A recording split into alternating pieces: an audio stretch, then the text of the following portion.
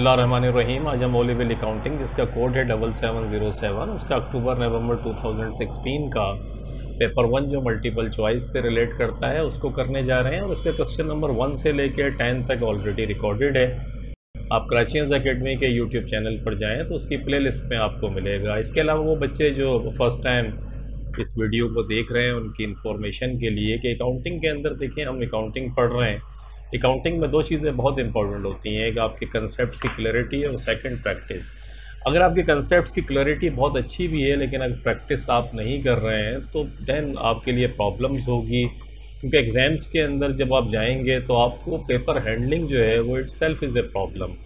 और बड़ा मुश्किल होता है कि जो कंसेप्ट्स हैं उनकी चेकिंग रियली आप एग्जामिनेशन हॉल में बैठ के कर रहे हैं। इसकी बनिस्बत अगर हम देखें कि वो बच्चे जो प्रैक्टिस कर रहे हैं और रेगुलरली अपना टाइम निकाल के प्रैक्टिस करते हैं, उनके कंसेप्ट्स अगर अच्छे नहीं भी हैं और वो प्रैक्टिस मुस्तकिल कर रहे हैं तो उनके concepts Aahista Aahista gradually accounting के अंदर स्ट्रॉन्ग होने लगते हैं। इसलिए होने लगते हैं कि वो क्वेश्चंस बार बार मुख्तलिफ़ तरीक़ों से चीज़ें उनके सामने आती हैं और जब वो उसको अटेम्प्ट करते हैं, अगर वीकनेस भी है, कोई प्रॉब्लम है, समझ में कोई चीज़ नहीं आ रही, तो फिर अगला क्वेश्चन आप करेंगे तो उसमें फिर समझ आने लगेगी। कुछ चीज़ें जो आपकी क्लैरिटी नहीं है वो फिर किसी और सवाल के किसी और शेप में जब आ रही होंगी तो आपकी समझ में आना शुरू हो जाएगा। तो practice makes perfect, take my word. और प्रैक्टिस के लिए सबसे बेहतरीन चीज़ जो है वो पास्ट पेपर्स है। अगर आप कराचीज एकेडमी के यूट्यूब चैनल पर जाएँ तो जो मटेरियल हमने डाला है वीडियो फॉर्म के अंदर वो हो सकता है किसी और जगह भी हो, लेकिन एक अच्छी खासी तादाद के अंदर आपको बहुत कम प्लेसेस पर मिलेगा। हार्ड फॉर्म के अंदर जो सोल्ड पेपर होते हैं वो तो मिलेंगे आपको, लेकिन सोल्ड वीडियो फॉर्म के अंदर जो सोल्ड पेपर हैं वो ज़रा थोड़े से प्रॉब्लम होती है, मुश्किल से मिलेंगे आपको। कराचीज एकेडमी में के यूट्यूब चैनल पर अगर आप जाएं तो आपको फैसिलिटेट करने के लिए 2020 से लेकर 2016 जो पेपर हम कर रहे हैं विंटर समर की सारे अटेम्प्ट्स के MCQs के पेपर आपको वहाँ पर मिलेंगे। विंटर और समर के जो प्रैक्टिस के लिए एक बहुत बड़ा मटेरियल है। इवन पेपर 2 जो है उसमें अगर 2020 से लेकर 2017 तक जितने पास्ट पेपर्स पेपर 2 के जो हैं विंटर और समर, ये भी आपको मिलेंगे। स्पेसिमेन कैम्ब्रिज का अपना स्पेसिमेन पेपर जो बहुत इंपॉर्टेंट है मेरे पॉइंट ऑफ व्यू से, वो बच्चे जो लेक्चर मेरा देख रहे हैं, इस टाइम सुन रहे हैं, वो जाके ज़रूर जो कैम्ब्रिज की अपनी वेबसाइट पे जो स्पेसिमेन पेपर 1 पेपर 2 उन्होंने डाला हुआ है उसको ज़रूर अटैम्प्ट करें। उससे एग्जामिनर कहीं ना कहीं वो चीज़ें रिपीट भी करता है और जो पैटर्न है सवाल का वो आपको समझने में आसानी होगी। तो इन तमाम इंट्रोडक्शन के साथ उन बच्चों के लिए, स्पेशली जो बच्चे अभी फ़र्स्ट टाइम ये वीडियो देख रहे हैं, ताकि उनको इन्फॉर्मेशन भी मिले और वो जाके इस मटेरियल से को यूज़ भी करें ढंग से और इसको अपने दोस्तों के अंदर भी स्प्रेड करें। आज हम क्वेश्चन नंबर 11 से आते हैं। 11 से शुरू करते हैं। Yong provided the following information. Yong ने ये इन्फॉर्मेशन आपको प्रोवाइड करी। Loss on sale of machinery, कि जो मशीनरी थी उसकी जब आपने उसको बेचा तो उसमें आपको लॉस हुआ $1,500 का।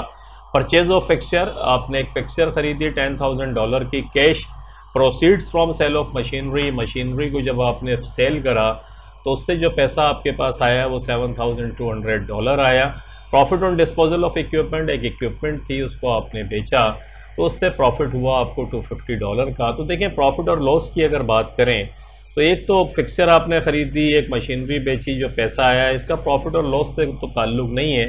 प्रॉफिट और लॉस इस सवाल में इसने दो जगह आपको बताया है। तो लॉस हुआ है $1,500 का और प्रॉफिट हुआ $250 का। कॉमन सेंस की बात है, अगर मैं $1,500 में से $250 को माइनस करूं तो $1,250 बचते हैं। ये मेरा नेट लॉस है और ये नेट लॉस क्या करेगा, ये प्रॉफिट को डिक्रीज करेगा, कम कर देगा। जो भी आपने प्रॉफिट कमाया होगा उसमें ये $1,250 जो है ये प्रॉफिट को कम कर देंगे।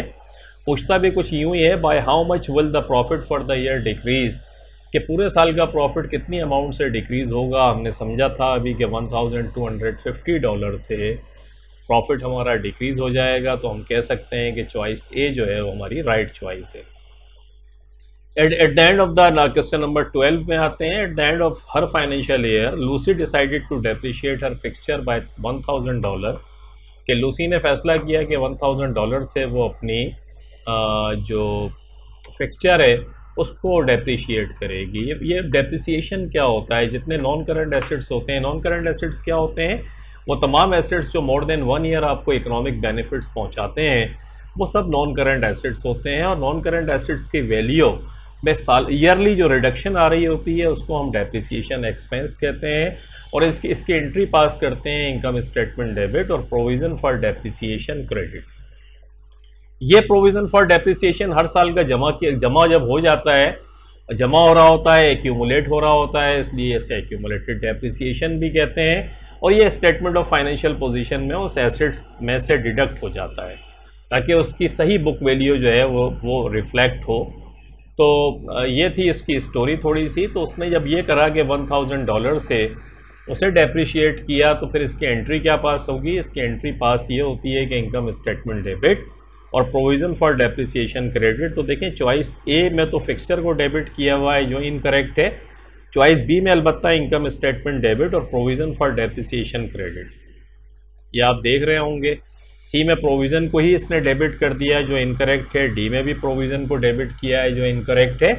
तो एंट्री आप जहन में रखिएगा, इनकम स्टेटमेंट को इसलिए डेबिट करते हैं क्योंकि ये एक्सपेंस है और इनकम में जो ग्रॉस प्रॉफिट है या आपका जो भी प्रॉफिट है उसको कम करेगा। ये एक्सपेंस है मैचिंग प्रिंसिपल, हम इसे कहते हैं कि मैचिंग प्रिंसिपल के जो आपने रेवेन्यू जनरेट किया जिन एसेट्स को इस्तेमाल करके, तो उन एसेट्स की वैल्यू में जो रिडक्शन आ रही है उसको मैच करना चाहिए उस साल के रेवेन्यू से, तो मैचिंग प्रिंसिपल।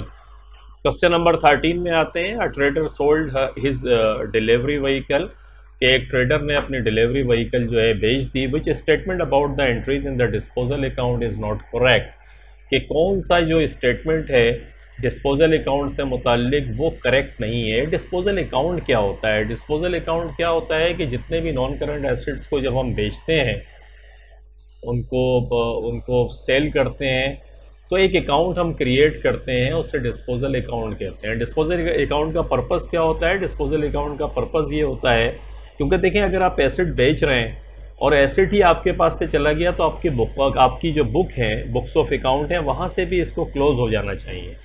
अब एसेट अगर मिसाल के तौर पे इसी को ले लेते हैं थोड़ी देर के लिए कि डिलीवरी व्हीकल जो है वो 10,000 की थी फॉर एग्जांपल, इसमें से लेस कर दें एक्यूमुलेटेड डेप्रिसिएशन फर्स्ट कर लेते हैं वो 7,000 का था, तो ये $3,000 क्या है? इसकी बुक वैल्यू है।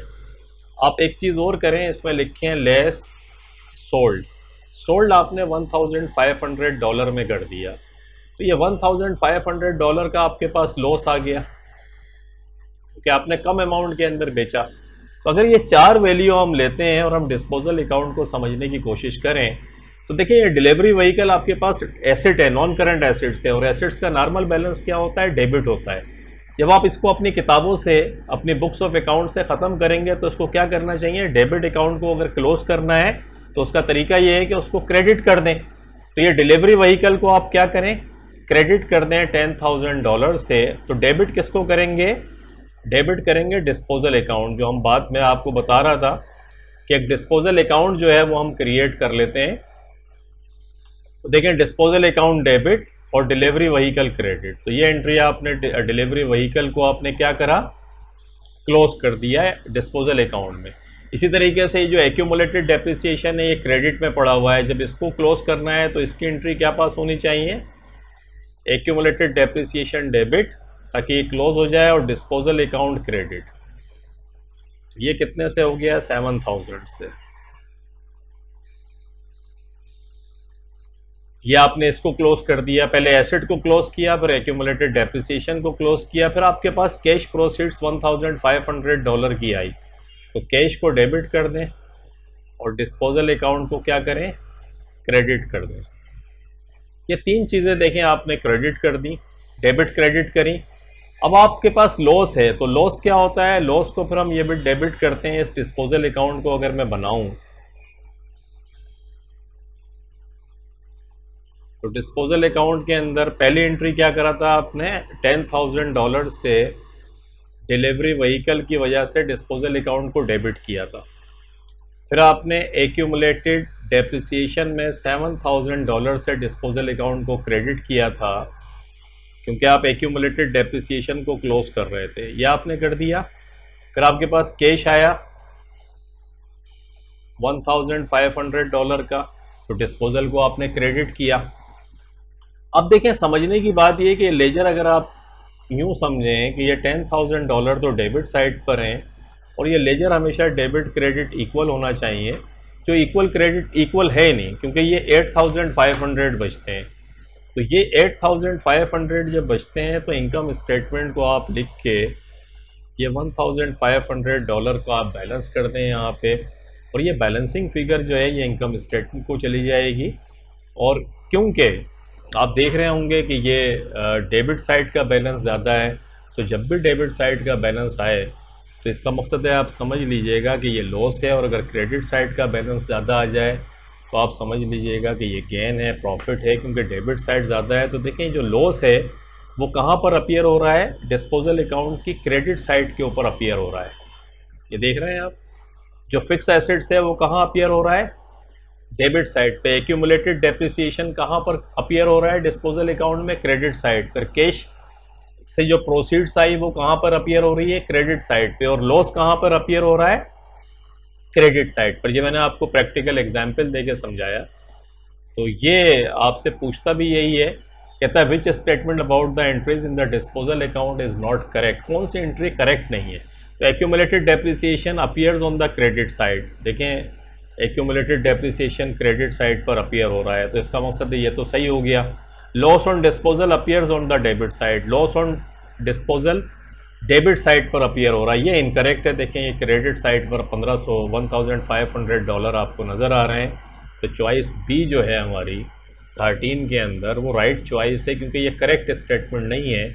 डिस्पोजल जो है, लॉस ऑन डिस्पोजल जो है वो डिस्पोजल अकाउंट की क्रेडिट साइड के ऊपर अपीयर होता है, डेबिट साइड पर नहीं होता। Proceeds of sale appear on the credit side, बिल्कुल बात सही है। ये प्रोसीड्स देखें $1,500 की हुई थी, ये क्रेडिट साइड पर अपीयर हो रही हैं डिस्पोजल अकाउंट के। The original cost appears on the debit side. देख लें, ये 10,000 डेबिट साइड के ऊपर अपीयर हो रहा है डिस्पोजल अकाउंट के।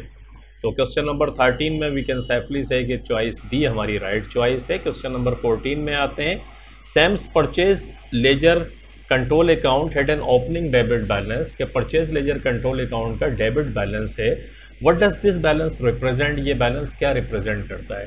देखिए, परचेज लेजर कंट्रोल अकाउंट क्या होता है ये समझ लें पहले, कि जितने भी हम जब क्रेडिट पे माल ख़रीदते हैं वो हमारे सप्लायर कहलाते हैं। ये इंडिविजुअल सप्लायर्स जो होते हैं, जब इनका मिला के सबका मिला के एक जगह हम लेजर बनाते हैं, और सारे जो कंसोलिडेटेड अमाउंट हमें शो कर रहा होता है कि हमें कितनी अमाउंट पे करनी है सब अपने क्रेडिटर्स को, तो वो फिर परचेज लेजर कंट्रोल अकाउंट कहलाता है। और ये purchase ledger control account actually ये लाइबिलिटी अकाउंट है, और लाइबिलिटी का जो नॉर्मल बैलेंस होता है वो क्रेडिट होता है।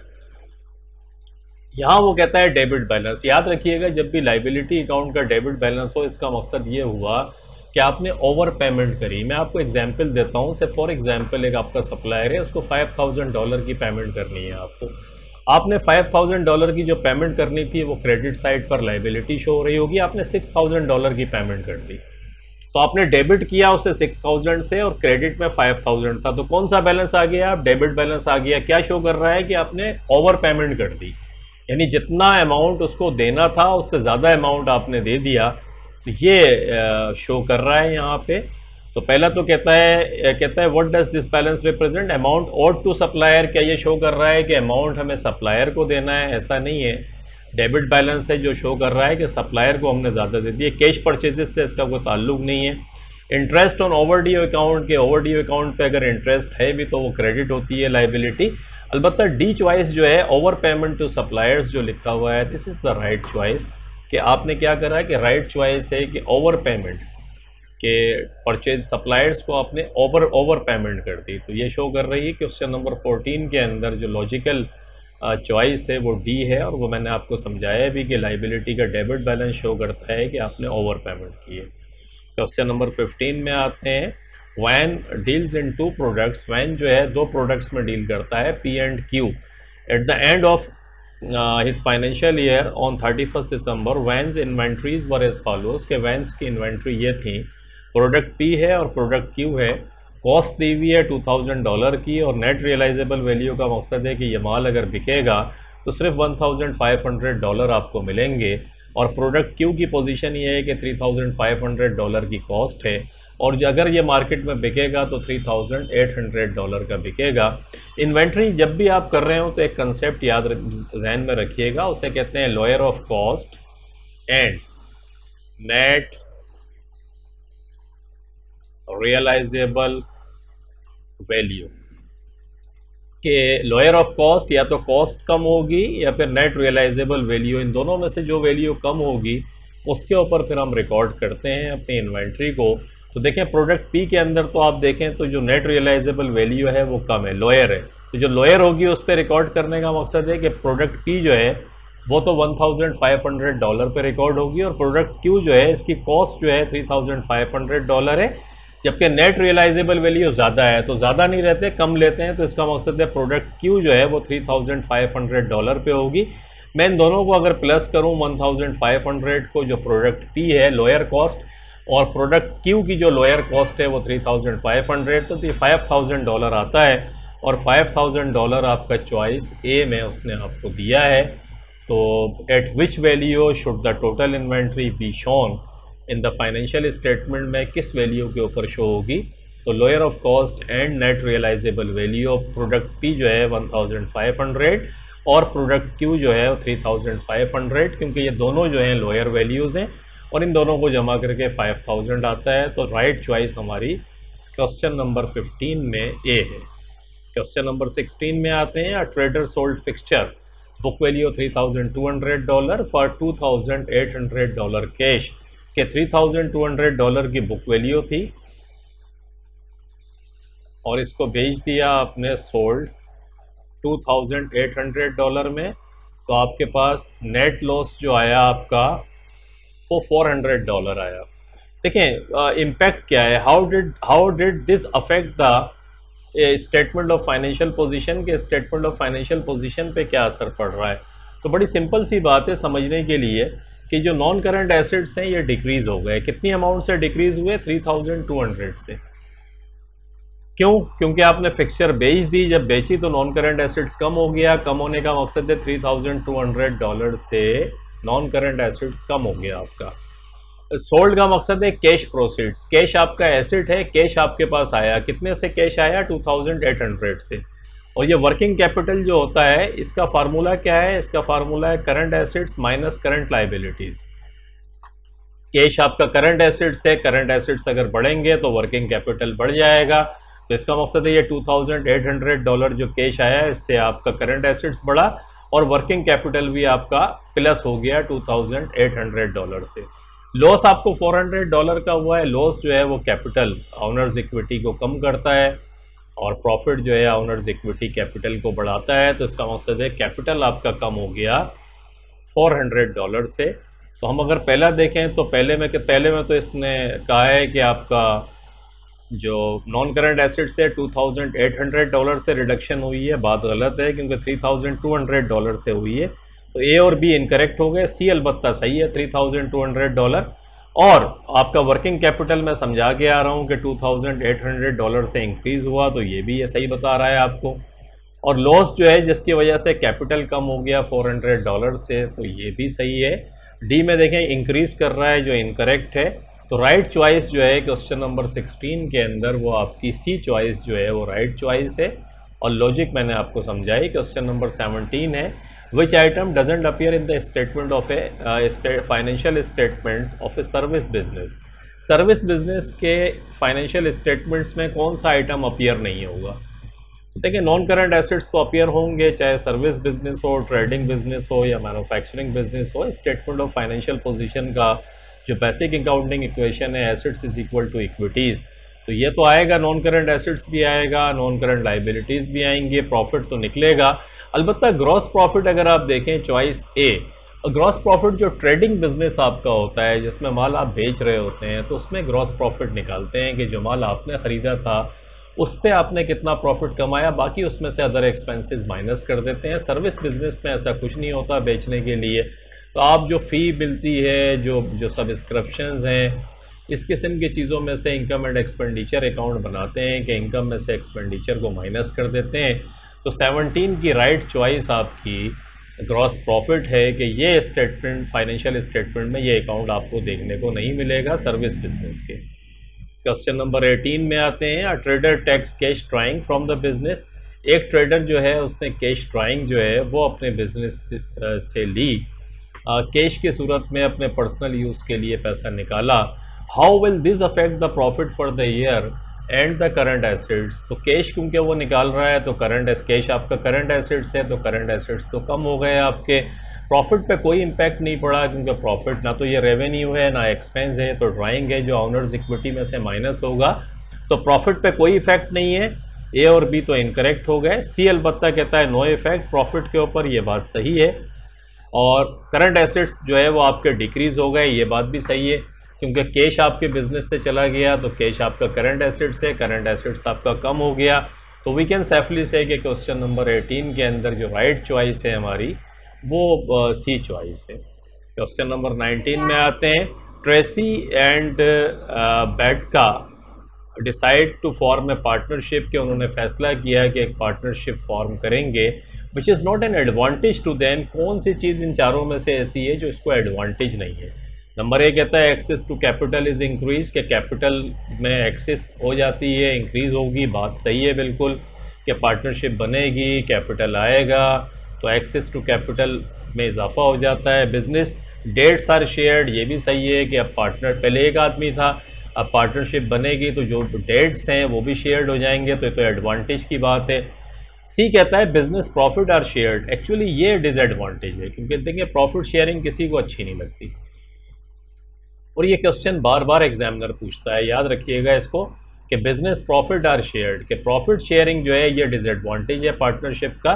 Skills and expertise are increase, तो ये तो फ़ायदे की बात है कि स्किल्स एंड एक्सपर्टीज़ आपकी बढ़ेंगी। तो सी चॉइस क्वेश्चन नंबर 19 के अंदर राइट चॉइस है कि प्रॉफिट शेयर्ड होगा और ये डिसएडवांटेज है पार्टनरशिप को। उसके बाद आप आ जाते हैं क्वेश्चन नंबर 20 में, on 1 January 2015 a club had received prepaid subscription of $560। एक क्लब जितनी नॉन प्रॉफिट ऑर्गेनाइजेशन होती हैं जैसे ये क्लब है, तो उसमें उनका पर्पस ये होता है कि अपने मेंबर्स को फैसिलिटेट करें, रनिंग खर्चों के लिए सब्सक्रिप्शन आ रहा होता है और ये उनकी इनकम का सोर्स होता है। तो कुछ मेंबर्स ऐसे थे जो उन्होंने 2015 यानी 2014 के अंदर, क्योंकि ये 1 जनवरी की पोजीशन बता रहा है आपको, तो 2014 के अंदर उन्होंने कुछ अपने मेंबर्स थे जिन्होंने $560 की सब्सक्रिप्शंस 2015 के लिए दे दी, इसीलिए ये बैलेंस अपीयर हो रहा है। तो ये एडवांस है और ये लाइबिलिटी है। अगर आप क्लब के अकाउंटेंट हैं और कुछ मेंबर्स ने एडवांस में आपको पैसे दे दिए हैं प्रीपेड, तो वो लाइबिलिटी अकाउंट है आपके लिए और नेक्स्ट ईयर के अंदर वो पैसे नहीं देंगे, अलबत्ता सर्विसेज ज़रूर लेंगे जो भी पीरियड है। During the year ended 31st December 2015, the club received subscriptions of $8,480। $8,480 का सब्सक्रिप्शन इस साल के अंदर और मिला हमें। On 31st December 2015, subscriptions owing to the club amounted to $400। के ईयर एंड के ऊपर कुछ मेंबर्स ऐसे थे जिन्होंने सब्सक्रिप्शंस देना था लेकिन उन्होंने सब्सक्रिप्शन नहीं दिया, तो ये हमने अर्न तो कर लिया है लेकिन पैसा हमें नहीं मिला, ये हमारा एसेट है। कहता है विच amount shown should be shown for subscriptions in the income and expenditure account for 2015 में इनकम एंड एक्सपेंडिचर अकाउंट में सब्सक्रिप्शंस इनकम कितनी जाएगी। देखिए ये भी एग्जामिनर का फेवरेट क्वेश्चन है, आई टेल यू। आप पास्ट पेपर्स देखें, बार बार वो ये चीज़ें पूछता है आपसे, तो इसको जहन में रखिएगा। इसका आसान तरीका ये है कि सब्सक्रिप्शंस का आप लेजर बना लें।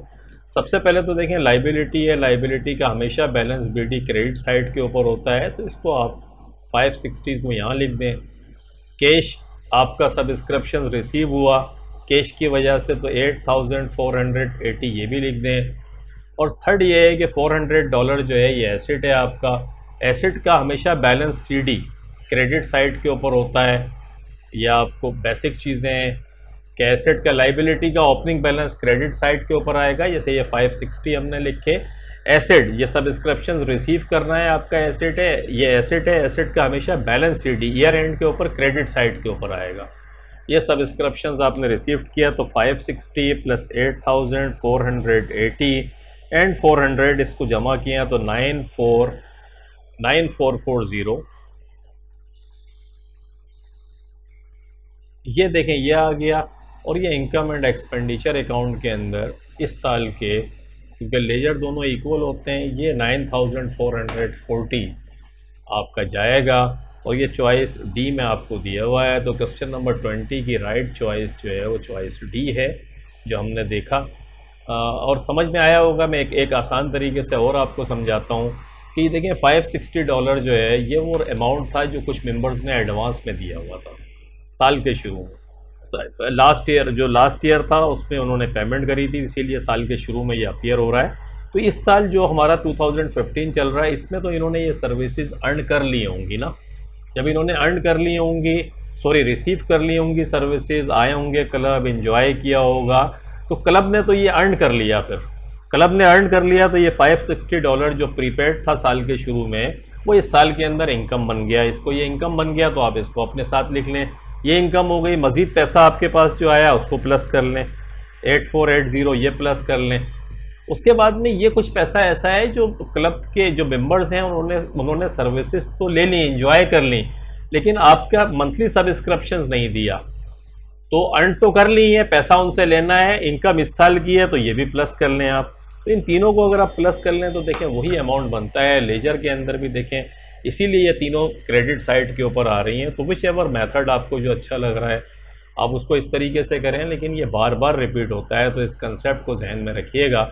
हम अपने इस लेक्चर को यहीं रोकते हैं, इंशाल्लाह क्वेश्चन नंबर 21 से शुरू करेंगे और जो मैंने पढ़ाया है इसको आप पहले इत्मीनान के साथ देखें और फिर ख़ुद से करें, इनको अपने कंसेप्ट चेक करें कि आपकी अंडरस्टैंडिंग कितनी अच्छी है। तो होप आपकी समझ में आया होगा, आपको अच्छा लगा होगा। इंशाल्लाह मिलते हैं फिर नेक्स्ट लेक्चर के साथ। आपको बहुत ख्याल रखिएगा। Thank you very much for watching the video. अल्लाह हाफिज़।